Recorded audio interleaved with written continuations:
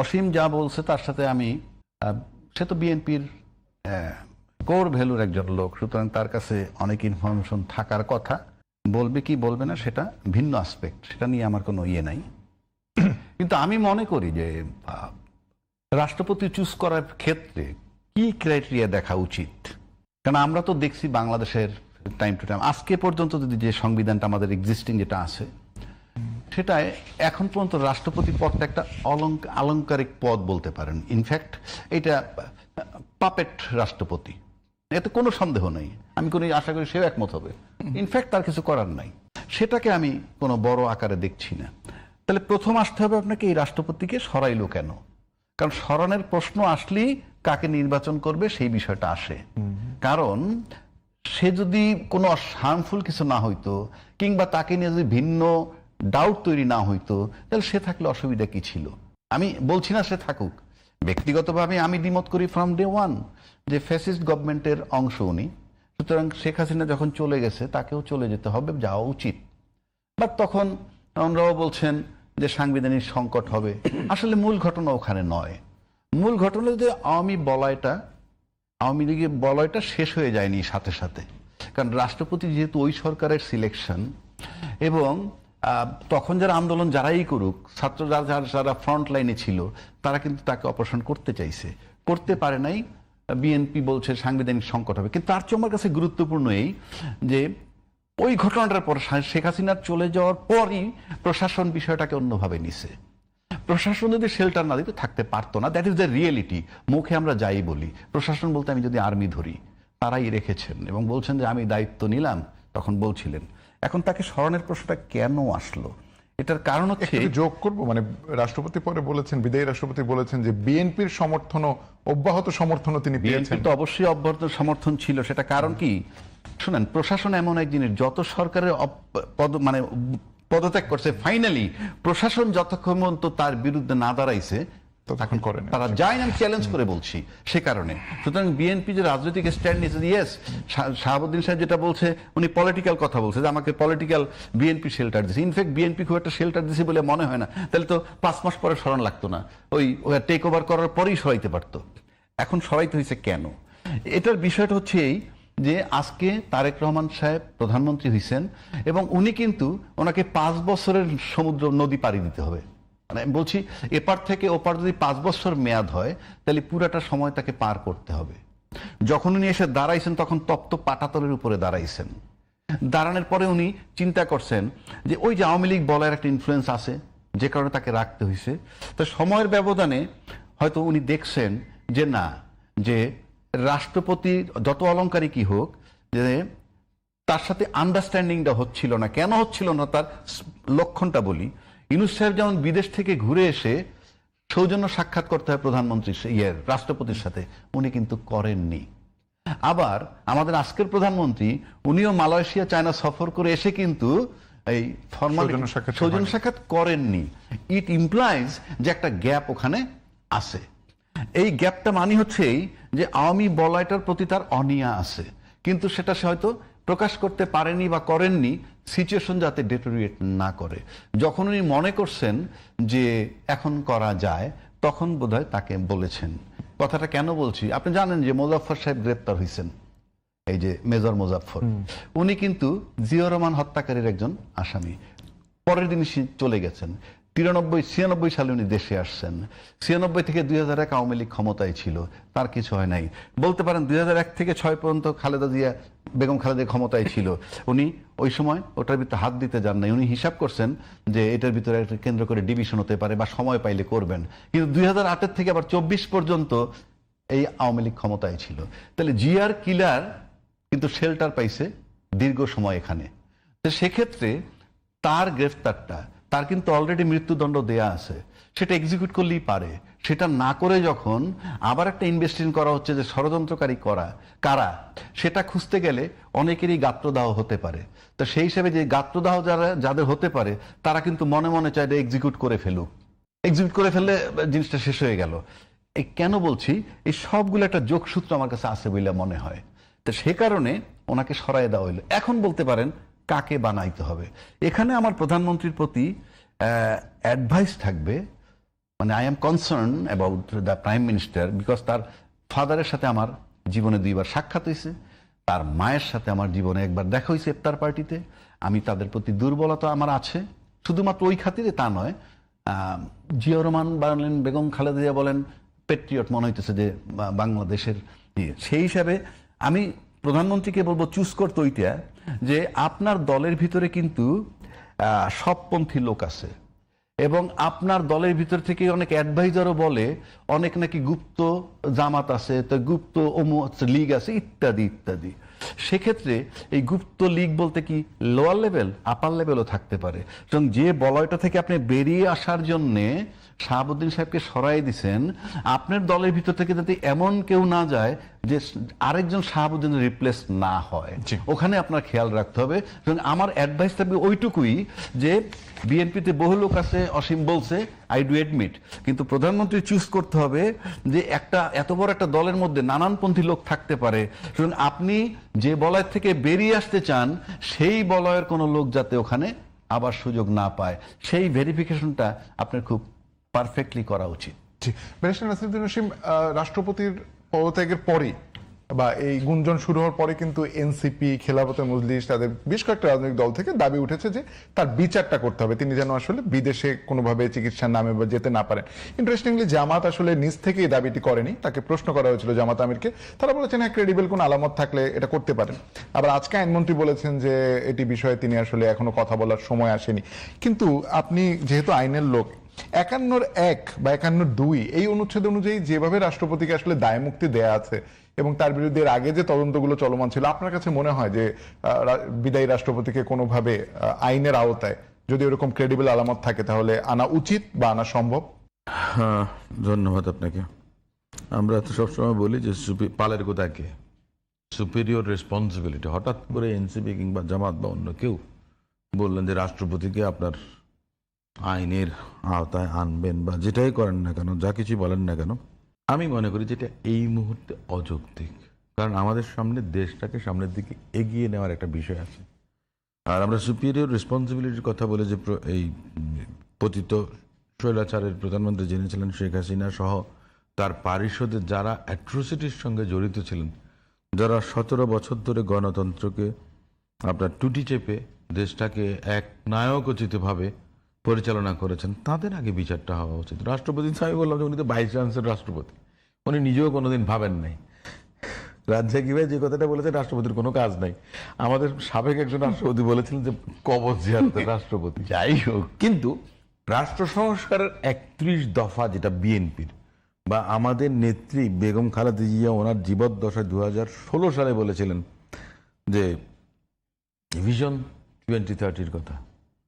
বাংলাদেশ জাতীয়তাবাদী দলের ছিল রাষ্ট্র সংস্কারের প্রায় 26টার মতো দফা, তারপরে যুগপৎ আন্দোলনে যারা শরিক ছিলেন তারা মিলে 31 দফা, সেখানের মধ্যে প্লাস আপনার রিফর্মের কথা, যেটা আমাদের যেই সংস্কার কমিশন ছিল সেখানের মধ্যেও ছিল রাষ্ট্রপতি এবং প্রধানমন্ত্রীর ক্ষমতার মধ্যে ভারসাম্যের একটা বিষয় ছিল।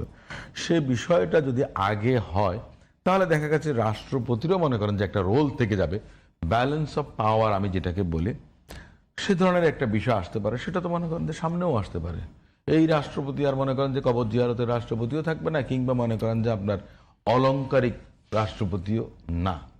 এখন কথাটা হচ্ছে যে কেউ যদি দাবি করেন যে ওনার বিচার করতে হবে, ফাঁসি দিতে হবে, তাতে কি আপনার সমাধান হবে? উনি কি সব কিছু করেছেন? যারা করেছেন আপনি আগে তাদেরকে আইনের আওতায় আনেন। সিগনিফিক্যান্ট যে বিষয়টা রেজ করেছেন রাজ্জাকি ভাই, মেজর মোজাফফরের গ্রেফতার, যে এতটা বছর যে কালচার অফ ইম্পিউনিটির কথা আমরা যেটা বলি, মরহুম শেখ মুজিবুর রহমান সাহেবের হত্যাকাণ্ডের বিচার যখন হলো, ডেথ পেনাল্টি যখন আপনার কনফার্ম হলো, সেদিন প্রখ্যাত একজন সাংবাদিক এবং একটা সম্পাদক ইংরেজি দৈনিকের, নামটা সবাই জানেন, জনাব নুরুল কবির সাহেব, যারা ক্যারি আউট করেছেন, ঠিক আছে তাদেরটা তো হয়ে গেল, কিন্তু যারা এর পেছনে ছিলেন তাদের কি বিচার শেখ হাসিনা করতে পারবেন? এই জন্য আমি নিজেও বলি, গতকালকে আমার একজন আত্মীয় খালু শ্বশুর তিনি বলেছেন মোজাফফর সাহেবকে গ্রেফতার করা হয়েছে মরহুম জিয়াউর রহমান সাহেবের হত্যাকাণ্ডের সঙ্গে যারা জড়িত ছিলেন, যারা আপনার ট্রিগার দেবেছেন তাদের বিচার হয়েছে, তার মধ্যেও কিন্তু আপনার একজন রয়ে গেছে, প্রতারণা হয়েছে। কেন হয়েছে? এরশাদ সাহেব বেনিফিশিয়ারি ছিলেন, জেনারেল মঞ্জুরকে হত্যা করিয়েছেন যেন মূল বিষয়টা না আসতে পারেন। যারা এই অ্যাসাসিনেশনের সঙ্গে জড়িত ছিলেন তারা অনেকে জানতেন না এই ঘটনাটা ঘটবে, কিংবা যারা মনে করেন যে দায়ী ছিলেন না তারাও এখানে দোষী সাব্যস্ত হয়েছেন। মেজর জেনারেল মঞ্জুর সাহেব বলেছেন যে আমাকে পুলিশের কাছে দাও, তা না দিয়ে সামরিক বাহিনীর কাছে দেওয়া হয়েছে। অনেকগুলো প্রশ্ন রয়ে গেছে। উনি নিজেও একজন সামরিক কর্মকর্তা, তিনি নিজে আপনার খুব করে চান যে জেনারেল জিয়াউর রহমান সাহেবের হত্যাকাণ্ডের সুষ্ঠু বিচারটা হোক। উনি অনেকগুলো ইঙ্গিত দিয়েছেন যে কোনো পার্শ্ববর্তী রাষ্ট্র মানে আপনার কনস্পিরেসির সঙ্গে জড়িত ছিলেন। তারপরে অনেক পলিটিশিয়ান, উনি একজন শীর্ষ নেত্রী একটা দলের, যে সেও জড়িত ছিলেন। উনি এই কথাও বলেছেন আমাকে গতকালকে। উনি চান যে এই বিচারটা অন্তত মরহুম রাষ্ট্রপতি জিয়াউর রহমান সাহেবের ছেলে তিনি যেন এই বিষয়টাকে সামনে আনেন। এই বিষয়টা যদি সামনে আসে তাহলে রাজ্জাকি ভাই যে কথাটা বলেছেন না, অনেক মেসেজ কিন্তু অনেকে পেয়ে যাবেন। বিচার কি হলো না হলো, এই যে গ্রেফতার, এটা অনেক সিগনিফিকেন্ট একটা বিষয়। একটা মানুষ মনে করেন যে আপনার 2008 সালের পর কিংবা 1996 থেকে 2001-এ একবার এসেছিলেন, তখন একটা রাজনৈতিক দল ক্ষমতায় ছিলেন, তারপরে চলে গেলেন, তারপরে আবার 2008-এর পর থেকে 24 সাল পর্যন্ত এদেশেই ছিলেন। সেজন্য সবাই কিন্তু এটা আশা করেন। এবং যে ভদ্রলোক তিনি বলেছেন আমার নেত্রীর সময় তিনি কিন্তু বিমান বাহিনীর প্রধান হন নাই, ওনার মধ্যে একটা গ্রিভেন্স আছে, উনি কিন্তু সবচেয়ে সিনিয়র মোস্ট ছিলেন। তারপরেও উনি জিয়াউর রহমান সাহেবের এরকম একটা ফ্যান যে জিয়াউর রহমান সাহেবের, মরহুম জিয়াউর রহমান সাহেবের এত কিছু বলেছেন যে এইটা আমি তো কাউকে দেখিনি এই ধরনের কথাবার্তা বলতে। যে একটা মানুষের কমান্ডিং ভয়েস কি ছিল, মৃত্যুর মাঝখানে গিয়ে যেখানে বিদ্রোহ, সে জায়গাতে গিয়ে বলে I am not your chief guest, I am your chief, go back to barrack. এই ধরনের কথা বলার সাহস ছিল জিয়াউর রহমান সাহেবের। এই জন্য উনি পছন্দ করতেন, দেখে তিনি বলছেন যে এই লোকের হত্যাকাণ্ডের প্রকৃত বিচারটা হওয়া উচিত। আমরা যে আজকে এই কথাগুলো বলছি, যে এই চুপ্পু সাহেবের আপনি কি বিচার করবেন? উনি থাকাতে সাংবিধানিক ধারাবাহিকতা অনেকগুলো ছিল। উনি যদি পদত্যাগ করতেন তাহলে কে হতেন রাষ্ট্রপতি, আমাকে একটু বলেন। না, কিন্তু প্রশ্নটা যেটা ওঠে ব্যারিস্টার অসীম, যে এনসিপি বা ছাত্র সে সময় যারা আন্দোলনের সম্মুখভাগে ছিলেন তারা বলেছেন যে রাষ্ট্রের সর্বোচ্চ পদে থেকে এই যে এত গণহত্যা চললো, এত ম্যাসাকার চললো দেশের মধ্যে, এবং মানে যেভাবে হত্যা করা হলো তার বিরুদ্ধে তার কোনো ধরনের অ্যাকশন ছিল না, সেই দায়কে তিনি এড়াতে পারেন কিনা। একটা কথা বলেছি, জি, ওই যে রাজ্জাকি ভাই যে কথাটা বলেছেন যে ওনার ফাংশনটা কি, ফাংশনটা হলো কি এক্সিকিউটিভের, ওনার কোনো ফাংশন নেই। আমরা এই কারণেই বলি যে কবর জিয়ারতের রাষ্ট্রপতি, এ কারণেই ক্ষমতার ভারসাম্যটা দরকার। রাষ্ট্রপতি এবং প্রধানমন্ত্রীর মধ্যে আপনার যখন ক্ষমতার ভারসাম্য কিংবা ওনাকে কোনো এক্সিকিউটিভ পাওয়ার কিছুটা হলো দেন, তখন ওনার একটা দায়িত্ব বোধ থাকবে। এখন ওনার কোনো অ্যাকাউন্টেবিলিটি নাই। যখন 100% আমার কাছে, তখন আমি কেন রাজ্জাকি ভাই কিংবা আপনার সঙ্গে শেয়ার করব? এই বিষয়টা আমাদের কাছে সবচেয়ে বড় বিষয়। এখন আপনি আমাকে বললেন 1/11 কথা মনে আছেন, জমিরুদ্দিন সিরকার স্যার আপনার তখন স্পিকার ছিলেন এবং অস্থায়ী রাষ্ট্রপতি ছিলেন, তখন ওনাকে পদত্যাগ করতে বলা হয়েছিল। তো উনি বলেছিলেন যে মরার আগে তো স্পিকারের পদ শূন্য হয় না, অনেক প্রশ্ন অনেক কিছু আসতে পারে। আমি এইটুকুই বললাম যে সে সময় মনে করেন যে প্রথম থেকেই মনে করেন যে আপনি যদি ওনার পদটা শূন্য বা ওনাকে যদি বাধ্য করতেন তখন কি হতো আমাদের দেশে? তো সেই ভ্যাকুয়াম তো নিশ্চয়ই আমাদের শিরিন জানা। শারমিন চৌধুরীর পদত্যাগপত্র তো মনে করেন যে আপনার গৃহীত হয়েছে। অনেক বিষয় আছে, অনেক কিছু আলোচনার আছে। জি, ব্যারিস্টার রাজ্জাকি বলছিলেন যে দেশটাকে চালিয়ে নিয়ে আমি সূত্র ধরে যদি আসি আর কি, জি, সূত্র ধরে আসলে মনে করেন অনেক অনিয়ম আছে, আমরা সেই অনিয়মগুলো রিপিট করতে চাই না। অনিয়মগুলা কিরকম, যেমন ধরেন আইনমন্ত্রী বলছে 90 দিনের মধ্যে নির্বাচন হইতে হবে রাষ্ট্রপতি পদের। এই 90 দিনের বাধ্যবাধকতা কিন্তু শেখ হাসিনা চলে যাওয়ার পরেও ছিল, এটা কিন্তু 18 মাস পরে সবসময় ছিল, সবসময় 11 সময় ছিল, তাই না? এই যে অনিয়ম, এগুলো কিন্তু ভাই আপনি যত সহজ করেন এটা সমাধান করার পথ ছিল, এটা আমরা বলছি, কিন্তু আপনারা এটা গুরুত্ব দিবে কে? কিন্তু ইন কোর্স অফ টাইম এই বিষয়গুলো আসবে। ওই যে 90 দিনের মধ্যে সংসদ নির্বাচন হয় নাই, আপনি লিখে রাখেন, প্রশ্নটা আজকে না আসুক, কিছুদিন পরে আসবে।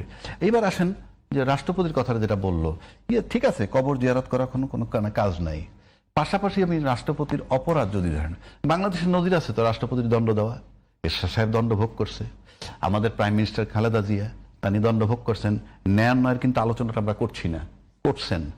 ইভেন আরেকজন প্রাইম মিনিস্টার অন্য দেশে আছে, তার মৃত্যুদণ্ড হয়েছে, সুতরাং উনি এর ঊর্ধ্বে না। এক, দুই, আপনি যে একটা রেসপন্সিবল লোক হিসেবে খুব রেসপন্সিবিলিটি মনে করতেন নিজেকে, আজকে যেমন পদত্যাগ করছেন, কারণ আপনি দেখতেছেন কোন অস্তিত্ব না, আপনি চলে যেতে বলছে, আপনি চলে যেতে যাচ্ছেন, নো অপশন। কারণ যে লোকটা দুই বেলায় দুইজনকে স্বাধীনতার ঘোষক বানায়, আর যাই হোক সে বিশ্বস্ত লোক নয়। উনি এক বেলায় প্রথম বেলায় উনি বানাইছেন স্বাধীনতার ঘোষক বঙ্গবন্ধুকে, অ্যাজ পার কনস্টিটিউশন সেভাবে আছে। আবার ওই সরকার পতন হওয়ার পর উনি জিয়াউর রহমান সাহেবের স্বাধীনতার ঘোষক বানাইছেন। ভালো কথা, বানান, কে ঘোষক এই বিতর্কে আমি যাচ্ছি না।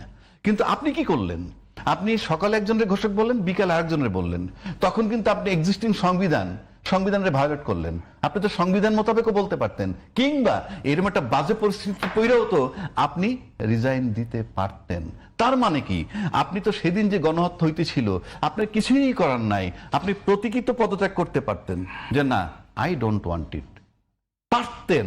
বাট মোহ, লোভ, বাংলাদেশ হইল পাওয়ার পার্টির।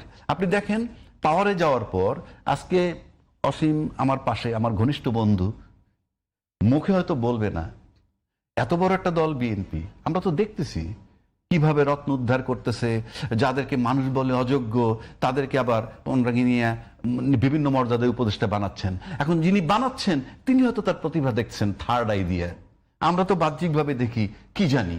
তো এই যে থার্ড আই অসীমের নাই, থার্ড আই অনেকেরই নাই, যার আছে সে থার্ড আই দিয়ে দেখছে অসাধারণ প্রতিভাবান, তাই তাকে নিয়েই করছে। এবং এতে একজনের নেওয়ার পর যে 50,000 লোক ছুটে যাচ্ছে দল থেকে, সেই খবর কিন্তু ওই প্রসঙ্গে এসে আমরা বিরতির আগে শুধু এটা জানতে চাই যে আপনি কি মনে করেন যে দায় মুক্তি পাওয়া উচিত কি উচিত না?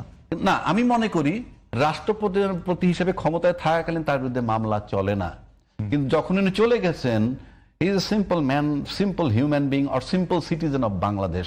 সুতরাং কোনো অপরাধ থাকলে এইগুলার দায় তাকে, কারণ এই যে ফ্ল্যাকচুয়েট করা, যে সকাল বিকাল সংবিধান ভায়োলেট করছে তো সে। রাষ্ট্রপতি হিসেবে যখন গিয়ে বলছে জিয়াউর রহমান সাহেব স্বাধীনতার ঘোষক, ফর গডস সে, আমি বলছি না কে ঘোষক, এই বিতর্কে যাচ্ছি না, কিন্তু সংবিধান এক্সিস্টিং সেটা রেখে শুধুমাত্র ক্ষমতায় থাকবে, সার্ভাইভ করবে, তাই তিনি গিয়ে এটা বলতেছে। মানে এর চেয়ে দুঃখজনক কিছু নেই। এই ভায়োলেশন অফ কনস্টিটিউশনের জন্য তাকে গ্রেপ্তার করা উচিত আমি মনে করি। জি, যে বিরোধী দল যদি ব্যর্থ হয় সরকারকেও তারা ব্যর্থ করে দেবে। তো আপনার কি মনে হয় যে বিএনপির একটি, আপনি বলছেন যেগুলো তো ধীরে ধীরে ইমপ্লিমেন্ট হবে, আপনার মনে হয় যে 11 দলীয় জোট যে দাবিটা করছে বা যে রাস্তায় যাচ্ছে সেটি আপনার কাছে খুব আর্লি মনে হয় কিনা? কারণ আপনি তো বলছেন যে আসলে বিএনপির হাতে সময় আছে, আসলে কি অবারিত সময় আছে বিএনপির হাতে? না, আমি অবারিত সময়ের কথা বলি না, তবে রিজনেবল একটা টাইমের কথা আছে। আবার যারা দাবি করছেন 11 দল, সেটাও মানে রিজনেবল না। কেন হয় না? দেখেন, জেস্টেশন পিরিয়ড বলে একটা কথা আছে, বিয়ে শাদী হবে 10 মাস 10 দিন, আর্লি প্রেগনেন্সি 7 মাস হতে পারে, একটা সময় থেকেই থাকে, মেডিকেল সায়েন্সে বলেন। 17 বছরের জঞ্জাল, তাই না?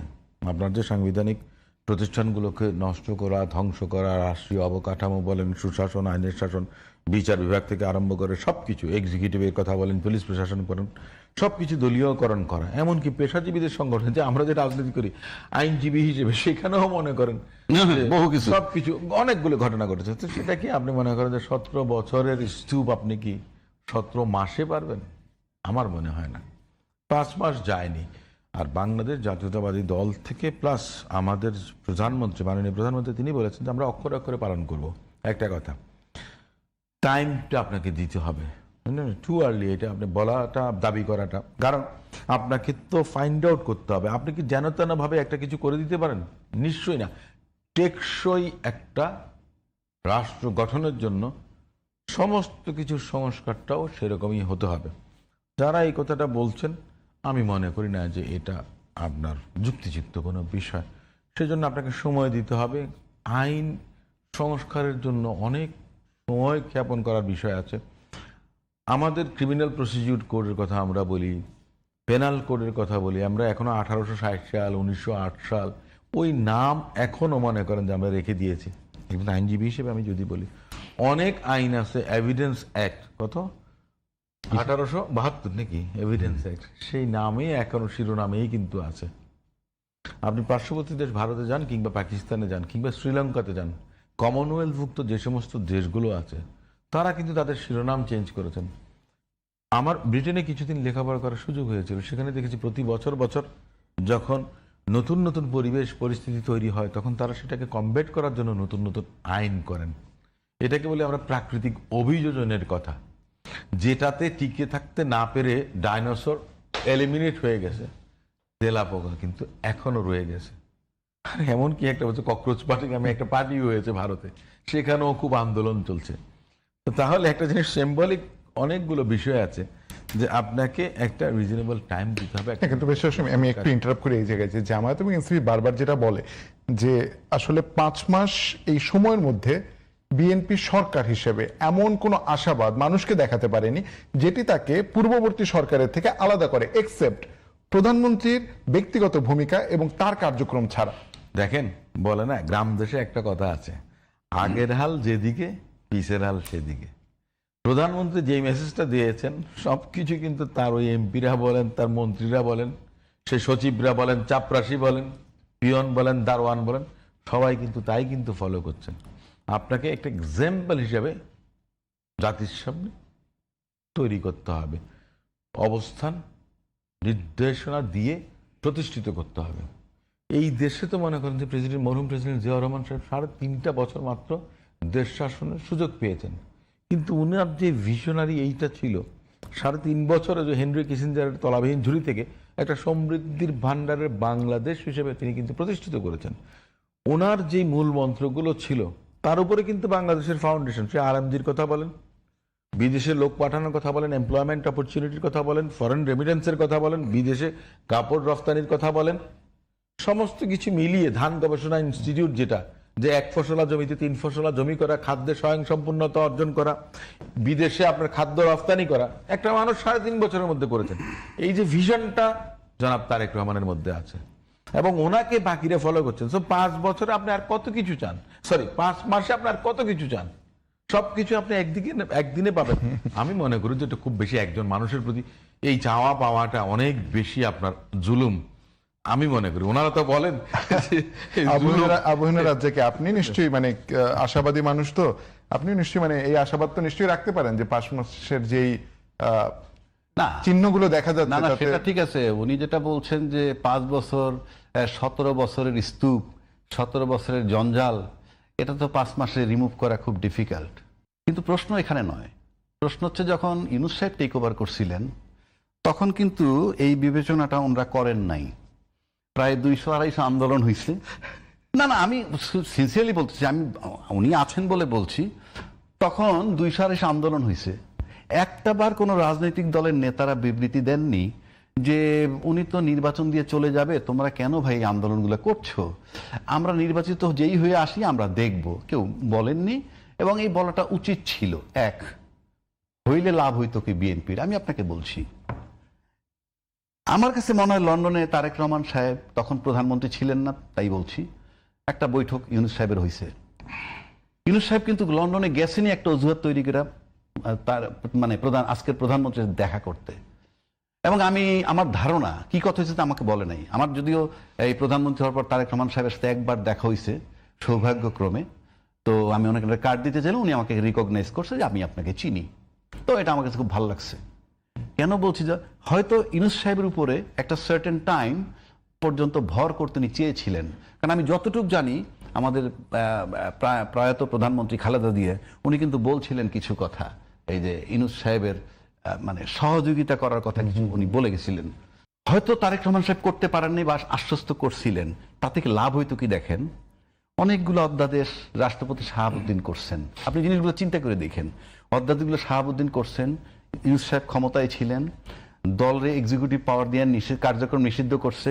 এই সবগুলারে কিন্তু অ্যাপ্রুভাল দিয়ে ইউনূস সাহেবের মাথায় লবণ রাইখা বড়ইটা বিএনপি খেতে পারে। এবং হয়তো সেটা চেয়েছিলেন ব্যক্তিগতভাবে, আমি জানি না, অনুমান তারেক রহমান সাহেব হয়তো চেয়েছিলেন। কিন্তু lion part of this party was in Dhaka, he was in London. তখন কিন্তু লন্ডন বিএনপি, ঢাকা বিএনপি ছিল। ঢাকা বিএনপির লোকেরা এই আজকে পররাষ্ট্রমন্ত্রী আউট করতে চাইছে, অনেকেরই গেট আউট করতে চাইছে, কিন্তু ফাইনালি তারেক রহমান সাহেব চুজ করছেন। আমি বারবার এই কথাটা বলি, আজকে পর্যন্ত he has chosen a right person as foreign minister. তো কেন বললাম, এই যে লবণ রাইখে খাইতে পারতেন, কিন্তু না, দল তো একটা আছে, দলের সিংহভাগ নেতা মানে মাঠকর্মী না, লায়ন পার্টি এখানে বলেন স্থায়ী কমিটির সদস্য, তাদের চাপে হয়তো ক্ষমতায় যাব। এই ক্ষমতায় যাওয়া, ওই সময় ক্ষমতায় যাওয়া মানেই কিন্তু আওয়ামী বলয়ের ভিতরে প্রবেশ করা। কিন্তু যদি একটু সুযোগটা দিতেন তাহলে অনেক কাছে, এবং আজকে কিন্তু সে সুবিধা খুব কমফোর্টেবলি নিতে পারতেন, বলতে পারতেন এগুলো আমরা করিনি। কিন্তু আপনি যে গুমদ্দাদের বাদ করলেন, আপনি আওয়ামী বলাইতে চললেন, আপনি বিচার বিভাগ পৃথকীকরণ সেটাকে বাদ দিলেন, আপনি আওয়ামী বলায় ঢুকে গেলেন। অর্থাৎ তারেক রহমান সাহেব কি করতে চাইছেন সেটা আমি জানি না, কিন্তু উনি এই বলয়তে থাকতে চান নাই, তাই শাহাবুদ্দিনকে এখন সরাই দিচ্ছেন। এখন কেন বলছি কথাটা, বাংলাদেশে এই মুহূর্তে পার্লামেন্ট নিয়ে ওই যে 11 দল যতই আন্দোলন করুক এগুলা কিছু হবে না। ইন্টারনালি সরকারের কোনো প্রবলেম হবে না। সরকারের প্রবলেম হবে দুই জায়গায়। একটা হলো আপনার অর্থনৈতিক প্রবলেম। আপনি যে দেশটা এখন চলতেছে আপনি লক্ষ্য করে দেখবেন, আপনি কি জানেন আপনার একটা রেগুলার ইনকাম আছে, ব্যারিস্টার অসীমের আছে, অবশ্য বড় উকিল বড় টাকা একটা টাকা পাইলে মনে করেন একটা মামলার টাকা পাইলে 6 মাস চলতে পারে, ওটার কথা ভিন্ন। কিন্তু আপনি গড়পড়তায় মানুষ কিন্তু দিন আনে দিন খায়। কিরকম? রাষ্ট্রটা ওইভাবে চলে। সেটা কি, কোম্পানিতে মাল বেরোয়, ভ্যাট পান, বিভিন্নভাবে ভ্যাট ট্যাক্স রেগুলার একটা আসে, সেইটি দিয়ে রুটিন দেশটা চলতেছে। কিন্তু দেশটাকে চালাইতে হইলে যে ঘাটতি বাজেটটা সব বড় বাল্ক অনুদান আসতে হবে ইত্যাদি, সেগুলোর সম্ভাবনা খুবই কম। এই কারণে externally still he is floating. কেন ফ্লোটিং আমি বলি, বাংলাদেশে সবসময় গভর্নমেন্ট ছিল পাপেট গভর্নমেন্ট। পাপেট গভর্নমেন্ট কেন বলি, আমার দেশটা যখন স্বাধীন হলো দেশটা কিন্তু একটা আনরেস্ট অবস্থায়, এবং সেই আনরেস্ট অবস্থাগুলাই কি হয়, যেমন বঙ্গবন্ধু শেখ মুজিবুর রহমান উনি একসময় একটা বলয় থেকে যখন বেরিয়ে আসতে চাইছেন, he was assassinated. Ziaur Rahman from day one যে বলয়টার ভিতরে তাকে নিতে চাইছে উনি যান নাই, উনি সার্ভাইভ করতে পারেন নাই। যে বলয়ের ভিতরে এরশাদ সাহেব ছিলেন 9 বছর ছিলেন, যে বলয়তে হাসিনা ছিলেন 16 বছর ছিলেন, আবার খালেদা জিয়া যে বলয়টায় ছিলেন না এই 2006-এর পরে 16টা বছর সাফার করছেন। তো এখন আমাদের, অর্থাৎ আপনি যদি পাপেট থাকেন সার্ভাইভ করবেন, পাপেট না থাকলে সার্ভাইভ করা ডিফিকাল্ট। সেই হিসাবে আমাদের আজকে পর্যন্ত জনাব তারেক রহমান সাহেব আমাদের প্রধানমন্ত্রীকে এখন পর্যন্ত আমার পাপেট মনে হয় না। তা পাপেট যদি মনে না হয় তাহলে স্রোতের উল্টা দিকে চলতে গেলে তার সামনে অনেক সতর্কতার সাথে স্টেপ নিতে হবে। পাশাপাশি 31 দফার কথা ওনারা যেটা বলছে, সেই 31 দফা নিয়ে আজকে পর্যন্ত কোনো স্টেপ নেন নাই। ওনারা বলছিলেন যে সংবিধান সংস্কার কমিটি না বানায় সংশোধন কমিটি বানাবেন, তো যেগুলো যে সমস্ত অধ্যাদেশগুলো পাস না পাস করাবেন, পোক্ত কইরা আনবেন। 5 মাস পার হওয়ার পর যখন আনেন নাই, আমার কাছে মনে হয় না ওইগুলো আসবে। আসলে ভালো কথা, কিন্তু এটা রাষ্ট্রের জন্য খুব জরুরি। আপনার শূন্যস্থান পূরণ করতে হবে, কিভাবে পূরণ করবেন সেটা দেখা উচিত। এই যে 90 ডেজের মধ্যে রাষ্ট্রপতি নির্বাচন হবে, একইভাবে 90 ডেজের মধ্যে নির্বাচন হওয়ার কথা ছিল, এই সমস্ত লেকুনাগুলো যদি ফুলফিল না করে in course of time politically answer দিতে হবে। জি, পেশার অসীম, আপনি বিএনপি আন্তর্জাতিক বিষয়ক সম্পাদক, সঙ্গত কারণে আপনাকে প্রশ্নটা করতেই হয়। এই যে উনি বললেন যে সরকার চালাতে গেলে আসলে পররাষ্ট্রনীতি তো একটা বড় ব্যাপার, সুতরাং আমাদের প্রধানমন্ত্রীর প্রথম সফরটা চীনে হলো, এবং আমাদের পার্শ্ববর্তী দেশ তার কাছে কিন্তু মনে হচ্ছে যে অন্তর্বর্তী সরকারের সময় থেকেই কেমন যেন সম্পর্কটা একটু শীতল যাচ্ছিল, এবং সেটি একটা গণতান্ত্রিক সরকার এসে উত্তরণ করবে সেটি তো প্রত্যাশা অবশ্যই আছে।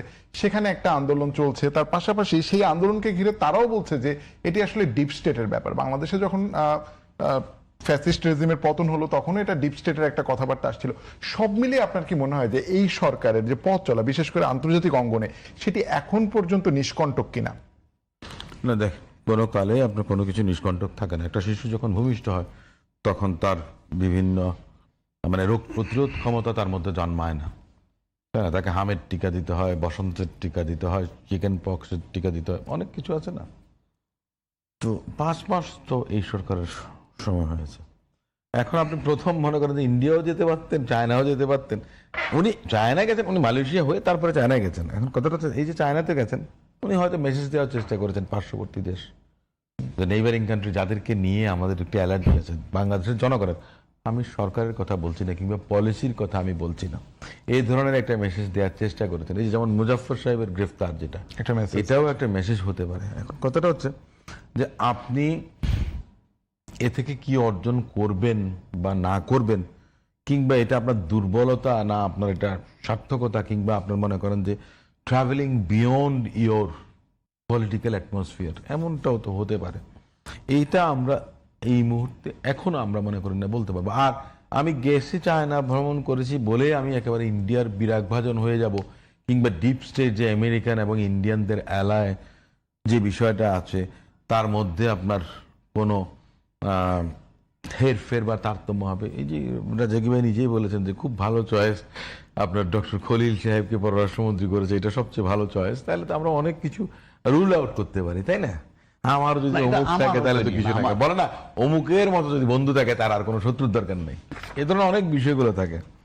এখন কথাটা হচ্ছে যে ওই ওই ওই বিষয়টা না, বিষয়টা হচ্ছে যে আপনার যে জনগণের সঙ্গে আপনি কমিটমেন্ট করেছেন, তাই না? আমরা তো কথাটা বলেছি কি যে অমুক দেশ তমুক দেশ, মানে আমরা এখনো যখন প্রসঙ্গটা তুলি যে অমুকের সঙ্গে আমার ভালো সম্পর্ক আছে কিনা, তমুকের সঙ্গে আমার ভালো সম্পর্ক আছে কিনা, আমরা এই কথাটা বলি। আমার কথা হচ্ছে জনগণ আমার পক্ষে আছে কিনা, সেটাই সবচেয়ে বড় কথা। আমি যেটা মনে করি একজন রাজনৈতিক কর্মী হিসেবে, আপনি যে কমিটমেন্টগুলো করেছেন, আপনাদের নোট অফ ডিসেন্ট ছিল সংস্কার কমিশনে গিয়ে বিএনপি অনেকগুলো বিষয়ে কিন্তু বিএনপি বলেছে না আমরা এটা এইভাবে চাই না, আমরা আমাদের মতো করে করব, কিংবা এটার সঙ্গে আমরা একমত না। সবকিছু বলার পর বিএনপি কখনো কিন্তু প্রতারণা করেনি। রাজ্জা কিভাবে বলতে পারবেন না, কেউ বলতে পারবেন না। বিএনপি যেটা স্ট্রেট ফরওয়ার্ড বলেছেন, স্পষ্টভাবে বলেছেন, তারপরে জনগণ আপনারা রাজ্জাকে বিএনপিকে ভোট সম্ভবত দিয়েছে। একমত না, মানে 2/3 না। আমি বলি না উনি একমত না হতে পারেন, বাট 2/3 মেজরিটি নিয়ে কিন্তু বিএনপি আপনার রাষ্ট্র ক্ষমতায় এসছে, কিংবা জনগণ সুযোগ দিয়েছে। তো সেখানের মধ্যে যে আজকে একটা কথা এসছে যে সেপারেট জুডিশিয়াল সেপারেশনের কথা, এখানে কিন্তু মানুষের কনসেপ্টের একটা ভুল আছে। জুডিশিয়াল সেপারেশন বহুত আগে হয়ে গেছে। সেই আপনার ওই 1/11 সময়কার যে সরকার ছিলেন 2007 সালের পরে কিন্তু জুডিশিয়াল সেপারেশনের বিষয়টা এসেছে। এখন যেটা এসেছে সেপারেট জুডিশিয়াল কাউন্সিলের কথা বা সেক্রেটারিয়েটের কথা, এটা এসছে এই সংস্কার কমিশনের। বিএনপিও কিন্তু এই কথাটা বলেছিল, এবং পার্লামেন্টে আমাদের আইনমন্ত্রী মহোদয় তিনি বলেছেন, স্পষ্ট করেছেন যে এখানে অনেক বিষয় নিয়ে আরো আলাপ আলোচনার বিষয়। আমরা যে কথাটা একটু আগে বলেছিলাম যে 11 দল বলছে যে এটা আজকেই করতে পারে, আজকেই করতে হবে, না হলে জনগণের সঙ্গে বিশ্বাসঘাতকতা হবে। আমি তো বলেছি যে এটা পরীক্ষা নিরীক্ষার একটা বিষয় আছে, ব্যালেন্স অফ পাওয়ার, যেটা আমরা বলি যে রাষ্ট্রের 3টা অর্গান আছে আপনার, লেজিসলেচার, জুডিশিয়ারি এন্ড এক্সিকিউটিভ, তাই না? আপনি যদি কাউকে অমনিপোটেন্ট বানিয়ে দেন, তাহলে কিন্তু আপনি দেশটা চালাতে পারবেন না। সবার মধ্যে কিন্তু একটা সামঞ্জস্য এবং ভারসাম্য থাকা উচিত।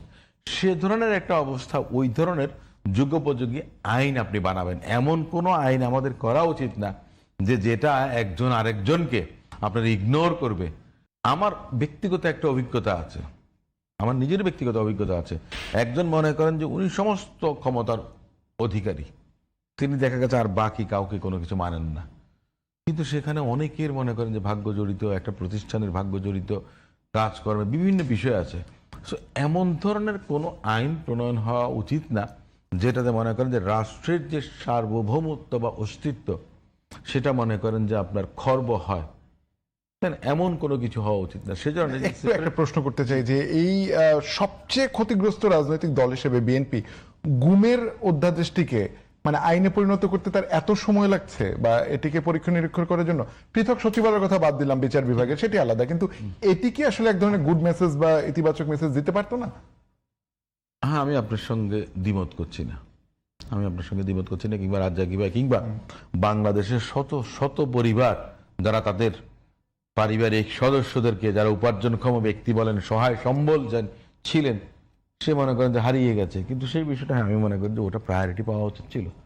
ওই বিষয়টা নিয়ে হ্যাঁ ঠিক আছে আপনারা, আমি তো মনে করি যে হ্যাঁ আপনি যেটা বললেন যে হ্যাঁ সেটাকে আপনারা আইন হিসেবে রূপান্তর করতেন, এবং সংস্কার তো আপনার তারপরেও চলমান প্রক্রিয়া সংশোধনী আসতেই পারত। করা যেত, কিন্তু মেসেজটা তো দেয়া যেত, জনগণকে তো মেসেজটা দেয়া যেত। আমরা একদম শেষের দিকে আপনাকে দিয়ে শেষ করতে চাই অন্য একটা প্রসঙ্গে। ওই যে খলিলুর রহমান নিয়ে একটা বিএনপির আপত্তি ছিল, কিন্তু তিনি মানে বিস্ময় বালক হিসেবে, বিস্ময় পুরুষ হিসেবে মন্ত্রিসভায় স্থান পেলেন। এখনো যে আন্তর্জাতিক সংস্থার একজনের রাষ্ট্রপতি হিসেবে গুঞ্জন শোনা যাচ্ছে, সেটি অনেকে বলেন যে এটি আসলে উপর থেকে চাপিয়ে দেওয়া। রাষ্ট্রের উপরে কে থাকে সেটি আসলে কোন আন্তর্জাতিক আইরিন জুবাইদা খান, আমি যদি নামটি বলি, যে সেটি আসলে কোন একটা আন্তর্জাতিক সম্প্রদায়ের পছন্দের রাষ্ট্রপতির প্রার্থী তিনি হতে পারেন। এটি গুঞ্জন, নিঃসন্দেহে গুঞ্জন। কিন্তু আপনি কি মনে করেন যে আসলে সরকারকে এমন অনেক কিছুই মেনে নিয়ে আসলে পথ চলতে হচ্ছে? না, ন্যাচারালি আপনি তো বললামই বাংলাদেশে সবসময় পাপেট গভর্নমেন্ট ছিল, ব্যাখ্যা দিলাম আপনাকে। তো পাপেট গভর্নমেন্ট না হইতে পারলে তাকে একটা খেসারত দিতে হবে, কারণ আমরা এমন একটা দেশ, আমরা কোন দিক দিয়ে স্বয়ংসম্পূর্ণ বলেন তো? আমার অর্থনৈতিক বলয় যদি চিন্তা করেন, আমার ইন্টারনাল সমস্যা যদি চিন্তা করেন, আপনি পররাষ্ট্র নীতি যদি চিন্তা করেন, তাহলে তো আমি এখন পর্যন্ত পরিপূর্ণভাবে একক সিঙ্গেল ইয়েতে চলতে পারি না। চলতে না পারলে তো আমার একটা জায়গা চুজ করতে হবে। সেই চুজের বেলায় আমি এখনো ডিফিকাল্ট সিচুয়েশনে আছি। যেমন ধরেন এই যে তারেক রহমান সাহেব কিন্তু ওই যে গণভোটের কথাটা উনি আনলেন, অক্ষরে অক্ষরে পালন করবে।